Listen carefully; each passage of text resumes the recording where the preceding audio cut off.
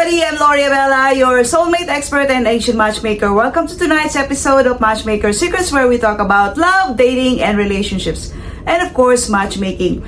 So, once in a while, we have some guests, which are actually matchmakers themselves. So, my guest tonight is actually a well-known matchmaker in the Bay Area. And, of course, her name is Xiaoli. So, hello, Xiaoli. Hello, hey.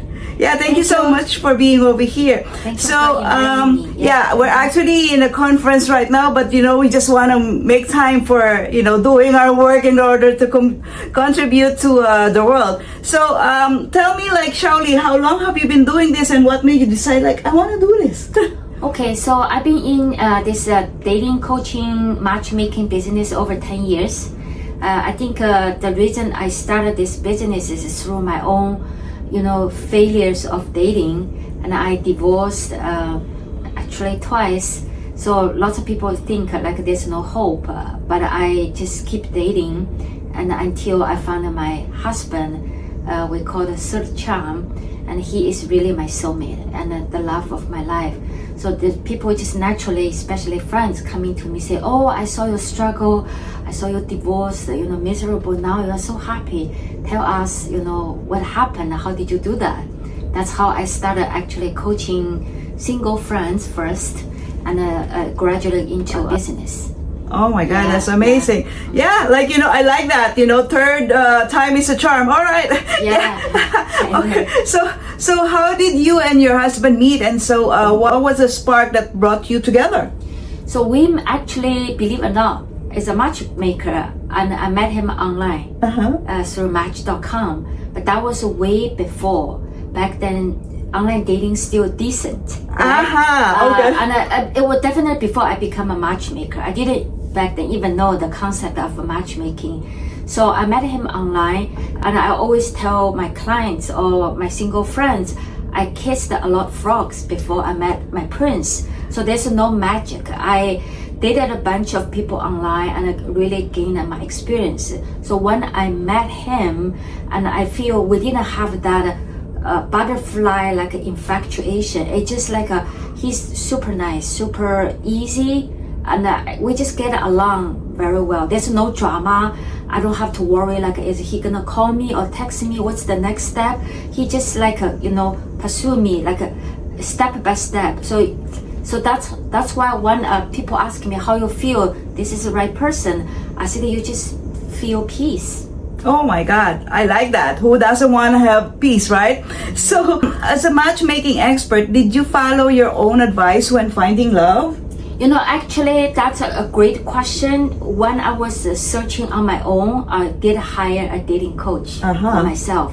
And I hired her because she was over 50, she found her husband, and then she became a dating coach. So I thought, well, back then I was only early 40. So I thought, well, if she can find love, why not? I'm still young. That's why I decided to follow her advice. So I like to say, before you become your expert in dating, anything, it's always too good to have a mentor and a coach.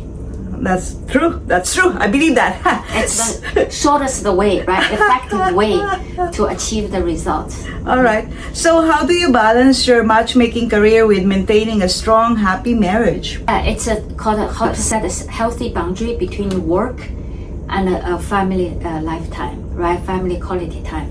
And as a business owner, we always constantly working. We can work day and night.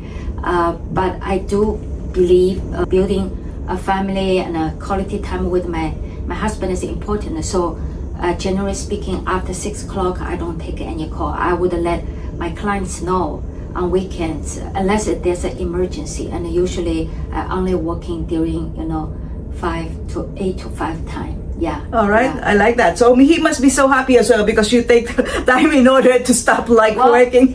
He's still complaining. I work too much. Sometimes I don't talk to clients, but still the text coming in, right? Even we're in the middle of the night watching TV, and there's text. Sometimes I'm just like, what's the text? It's like, honey, put your phone into another room. So yeah. Okay, I like that. We have to. I think as a matchmaker or even the business owner, we have to be self-conscious, like how to set the boundary. Yeah. That's right. So, has your husband's work in the supply chain ever influenced your perspective on relationships or love? Before he met me, because he divorced as well, he said that he did talk to some coaches as well. Oh, wow. So he did his own healing, growth before we met. So I do believe, two people get together is you have to be ready, not looking for another person to save you or to make you happy. So he was in a good place, I was in a good place, and together, we're in a better place. Oh my God, I love that. I love that because how many men do you convince in order to take coaching? And then he did it in order to have better space in life wherein he actually found you. That's amazing. Yeah, because he believed. He didn't do just to order to find me because he didn't know. It's just the time in his life, we're all experiencing some middle life crisis, right? And after divorce, he said he did really do some soul searching and talk to the coaches, mentors. Yeah. So we had our own healing journey, and then when we're both ready and we're together. Yeah. All right. So, what's one lesson from your marriage that you think everyone's looking for love should know? I think the compatibility is very important, not the chemistry. I would say when we met first time, it just feel good, but there's no oh my God, he's so handsome. I mean, he is handsome, but I didn't feel that I lost myself.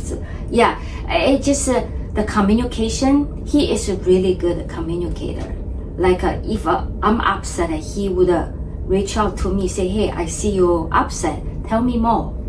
And usually I had a ex-boyfriend, right? If I'm upset, they just run away. Yeah. So I think he has a very strong communication skill. That's a key, very key. And we are very honest and direct to each other about our feelings. Okay. Yeah. So did he has to learn a lot about your Chinese culture before you actually Yes. Okay. Actually, he never been to China when we met, but he's very eager to learn. He's very adaptable in that sense, and he was in military, traveled many places, around the world, except in Asia. He never been to Asia, but yeah, he's very open to learn. Okay. That's actually, it doesn't mean your match has to know everything, but as long as they're adaptable, willing to learn. That's good. All right. Yeah. So that's key for all of you who are in a specific international background. So just make sure that the other person is actually ready in order to understand where you're coming from, because obviously you have different beliefs and different things, and so you have to be adaptable and communicate. So as what we have heard from her, Xiaoli over here. So for the benefit of those people who are watching, I'm just letting you know, if you're single and wondering how to navigate love, and if you're already a couple and you want to have stories to share, those people who are in the audience, so that we can have a better understanding how can the singles can actually navigate their love, just give me a holler. Or if you're a professional in the love, dating, and relationship industry, just give me a holler. There's a lot of people who actually needs our help, so that the better that we share all different kinds of ideas, we'll have a much more wonderful world in order to have the spreading of love. So thank you again for being over here, and then we'll see you soon. Take care. Bye-bye.